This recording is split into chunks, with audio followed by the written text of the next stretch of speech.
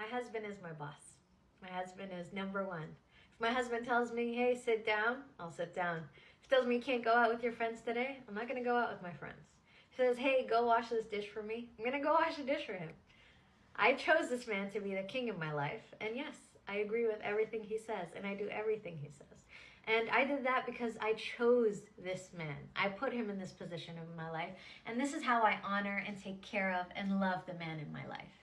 So I tell women out there, you want a man in your life, you want to be happy, figure out what you would do when you are happy. Because I am happy. My husband does so many great things for me. And I would do that for him. I obey him, I respect him, and I let him be the man that he is. I chose a man that I wanted to follow. I chose someone to lead me, and that's why I will do anything for him. If he tells me jump, I'll jump. If he tells me sit down, I'll sit down. If he tells me go in the room or go up on stage, I will do either or. Anyways, that's a message for everyone out there. Love and cherish the king in your life. Okay, I'm going to say something that a lot of you are not going to like. Okay? A lot of you might not like this. Okay? It's completely okay to, I know a lot of feminists also might be angry with what I'm saying right now.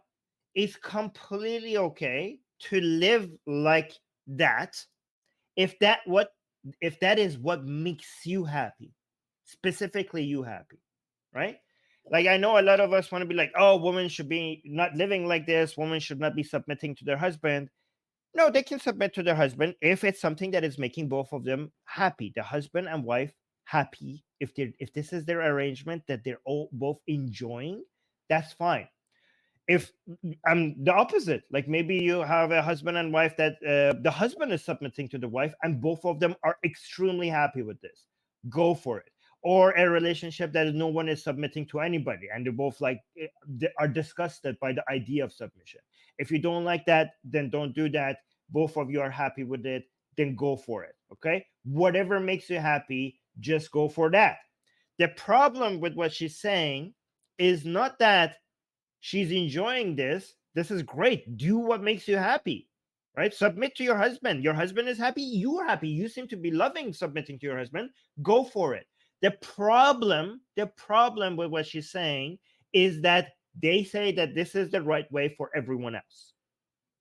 Again, you don't even need Islam to submit to your husband. Okay, somebody might some people's kink is to submit to their husband. Okay, they actually they love that, right? We're not here to tell people not to submit or not to submit.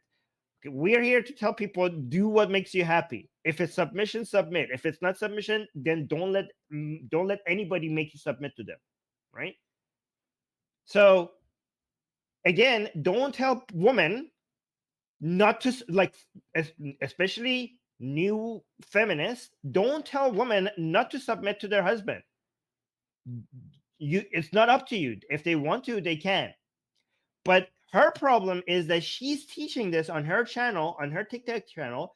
She's teaching this as the way, that this is the right way, not just for me. If she was saying like this is what I like and I'm not ashamed of it, and if you guys could go f off if you don't like it, I would be like, yeah, submit to your husband, lady. Good job. That's what makes you happy. But she's not doing that.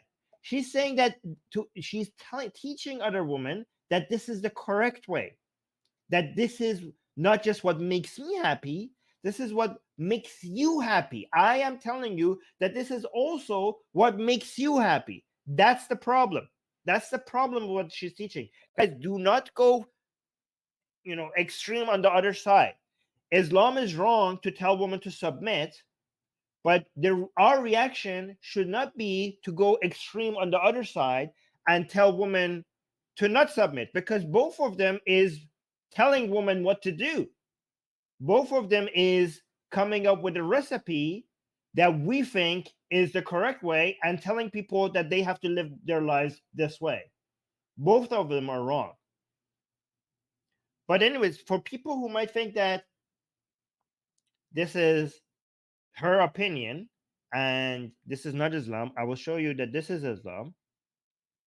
Yeah. Guys, don't people are saying, oh, this is her kink and making fun of it. Don't kink shame people. If this is her kink, then fantastic. I hope she I hope she, enjoys her kink. Don't kink shame people. Don't kink shame people. Anyways, let me actually show you guys that this is. So again, let's do a Quranic verse and a hadith. And the hadith, the Quranic verse that I'm about to show you guys to confirm what she's saying is the teachings of Islam for women, not a choice for women, a command to women, right? That they have to follow. And the Quranic verse I'm going to show you, I'm pretty sure, like, I think the vast majority of you are now familiar with that Quranic verse. Yeah, people are saying, look at her happy first. Yeah, I'm happy. Yeah, guys, I get joy out of seeing people this happy. I wish the same way that she doesn't want people to tell her not not to tell her how to live. I wish she wouldn't do that for other people, because she is telling people to submit to their husband. But yeah, but the fact that she's happy, we should be happy for her that she's this happy to submit to her husband. But here, let me actually bring the Quranic verse. I think you guys are familiar with the Quranic verse that I'm about to show you. But the Hadith, I'm almost sure that most of you are not familiar with the Hadith. And it's a crazy Hadith. It's a Hadith that most Muslims are not aware of. And it's insane. And I think most Muslims would think that this is shirk. Like, this is getting close to the borders of shirk, which is a sin beyond all other sins in Islam. And most Muslims would think that what I'm showing you is so blasphemous that it cannot be a saying of Muhammad. But let me first show the Quranic verse, and then I will show you the crazy hadith that I'm about to show you. Okay, so this one everyone knows here, but just in case some of you are new, are not following Islam that closely, I'm just going to go through this very quickly. This is Quran chapter 4, verse 34. It says, men are in charge of women, but right of what Allah has given one over the other. Basically, mean men are superior. Allah has decided that men are superior to women, and that's why men are in charge of women. And why are men superior? Because over and what they spend for maintenance for their wealth. So basically, men are the people who they're the bread bringers. They're the people who bring in the bacon. So that's why they are in charge. So righteous women are devoutly obedient, guarding in the husband's absence what Allah would have them guard.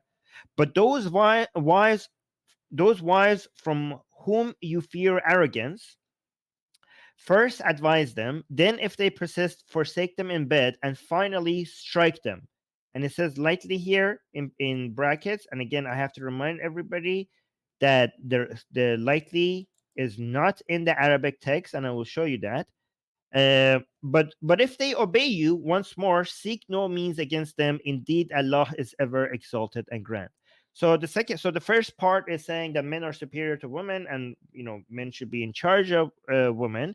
And the second part is saying that if you fear arrogance from your wives, then you're supposed to first advise them. And if they don't, if you still feel that they're arrogant, then kick them out of your bed. And if they're still arrogant, then strike them. Right. So first point is that you have to notice it doesn't say if they are arrogant, or basically if you actually look at the Arabic text, it's saying if you fear disobedience, right? So it doesn't say that if they are being disobedient, like you have to do this before they are disobedient. If you just fear disobedience, right, way before they are actually disobedient, then you have to do these 3 steps, and one of them includes hitting them. And also notice that it doesn't tell you that you're allowed to hit them. It tells you that it's a command that you should be hitting them. So it's not like an option. This striking your wives is a command by God. So even if you don't want to do it, you're supposed to do it.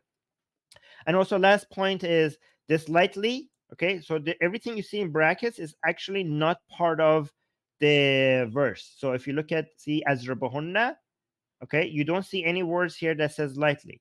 So there's two interesting things happening here. Two interesting things is that you could see that the translation, whoever translating this, is trying to make it seem better than it is by adding lightly here. It's not in the Quranic verse. So there's 2 things that are happening here, right? Either God didn't mean to say strike them lightly, and you just added this to make it seem like this verse is less violent than it actually is, or God actually did mean to strike them lightly, right? So I think the second one is actually worse, and stay with me here. This might seem you know strange that I'm saying that. I say, like, if God actually meant to say lightly, that's actually worse. You should be asking me this: why would you say that, Armin? Wouldn't it be better if God meant to tell you to strike your wives lightly than without that addition of striking them lightly? So first of all, hitting your wife lightly or not is like insane. Obviously it's all wrong. Don't strike your wives lightly or otherwise. But think about the implications of if God actually meant to say lightly. That means that this translation actually improved the Quran. So if he didn't mean lightly, then the Quran is actually violent, because it's telling you to hit your wives, and it doesn't tell you to hit them lightly, and that makes it more violent than it didn't add that. But if the Quran actually meant this, because people said the Quran is perfect, that there's no way you could make it better. But if the Quran actually meant to say hit them lightly, then this translation improved upon the Quran. But the Quran itself doesn't have any lightly here, but the translation has. This means that the Quran is not perfect, and the translation is an improvement to the actual text of the Quran.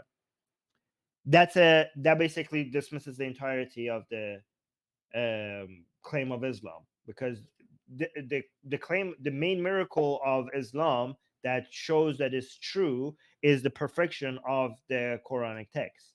That will, if God actually meant lightly and it didn't say so, and you had to add this here to make it clear, that basically challenges the entire legitimacy of the religion.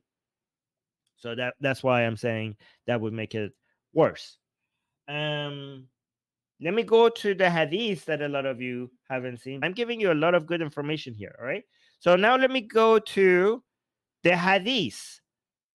The hadith. And this is a crazy, crazy hadith. Like, some of you, if you guys understand the implications of these, a lot of you, people who know their Islam a little bit better, if you haven't heard of this hadith, then your jaws should, drop to the floor. Thank you guys for liking the stream.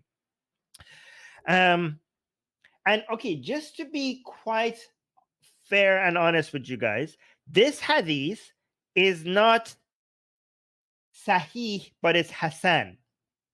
Okay? Which means it's pretty damn good.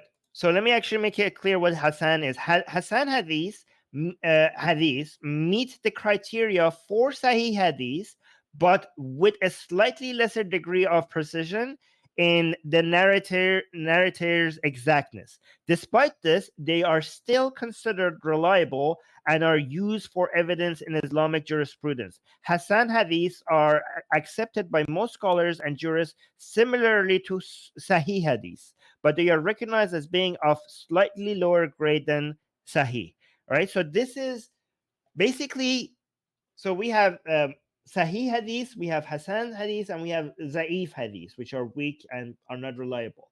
The hadith that is Hassan, like this one over here, it means that the hadith is correct. The teaching of it is correct. It's just not 100% like dot by dot, word by word, exactly maybe in the same way that Muhammad said it, but it's as reliable enough as a Sahih hadith for it to be able to use it in Islamic jurisprudence and Islamic law and Islamic commands and everything. So Hassan is still the type of hadith is considered acceptable in all four Islamic Sunni school of thought. That's the level that this hadith is at. So I just wanted to be clear that if a hadith is not sahih but Hassan, I tell you guys that so that you know what we're dealing here. I don't want to exaggerate the authenticity of a hadith. I also don't want to dismiss the authenticity. This is still pretty high grade hadith. It just means that maybe a dot or a verb is just misplaced, but the teaching is correct. All right. So this is the messenger of Allah here, Muhammad. Okay. Is saying here, do not do that. Do not bow to other Muslims. So if you read so somebody was talking to Muhammad. Let me go from earlier.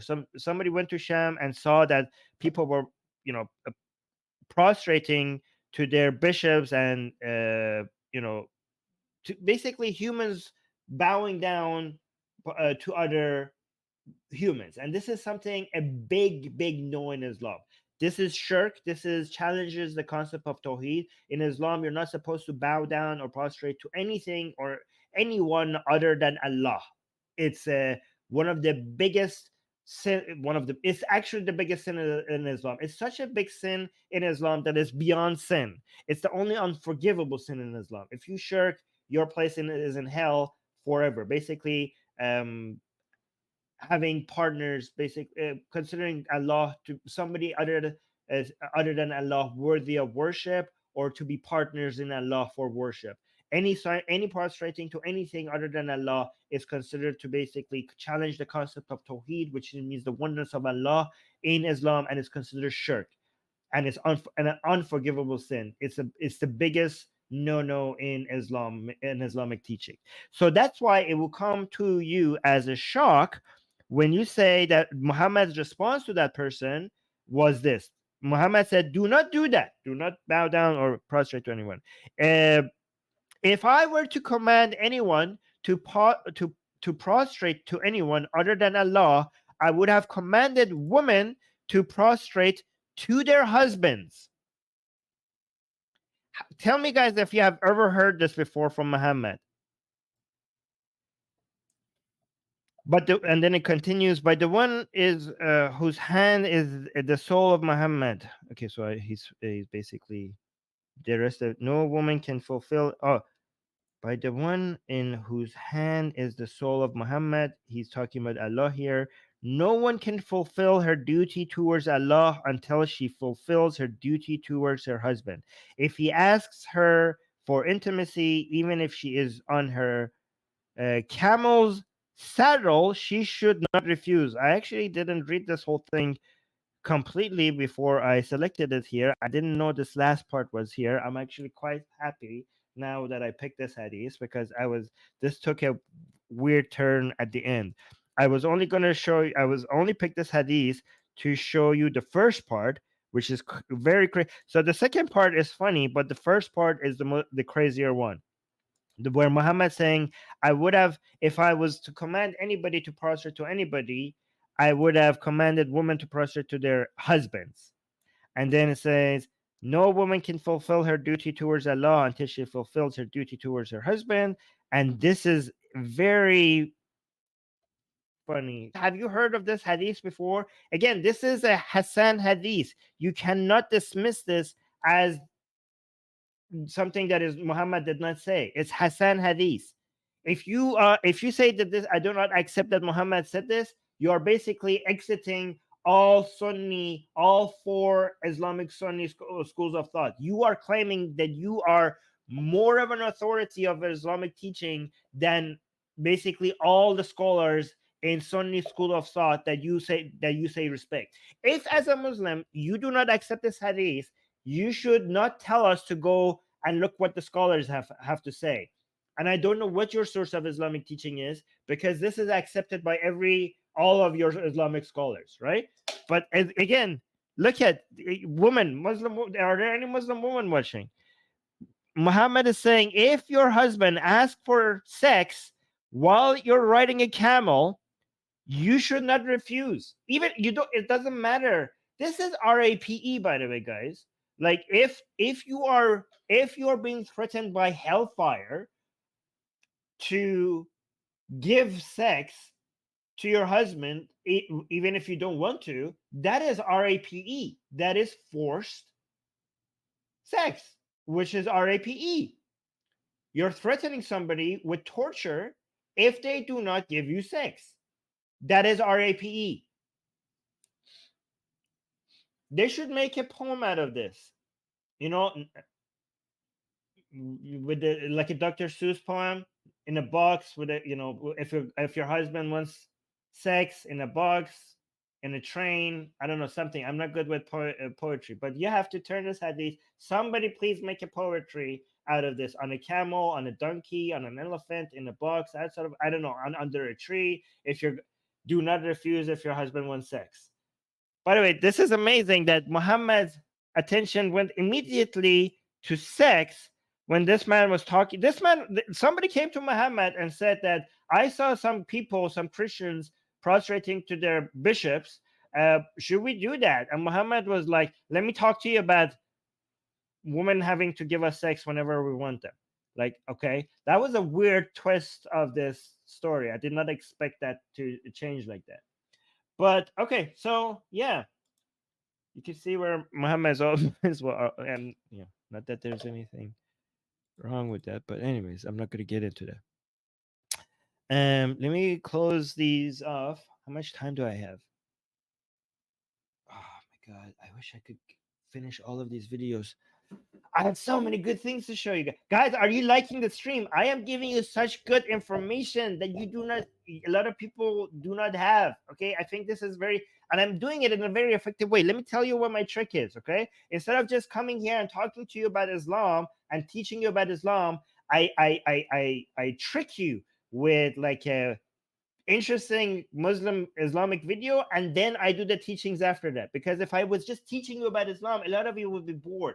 So I have to like first show you a video of somebody saying something, and then you're like, "Ooh, that's crazy. How should we respond to that?" And then I teach you about Islam, and boom, like I got you, right? So this is my trick in teaching more people about Islam.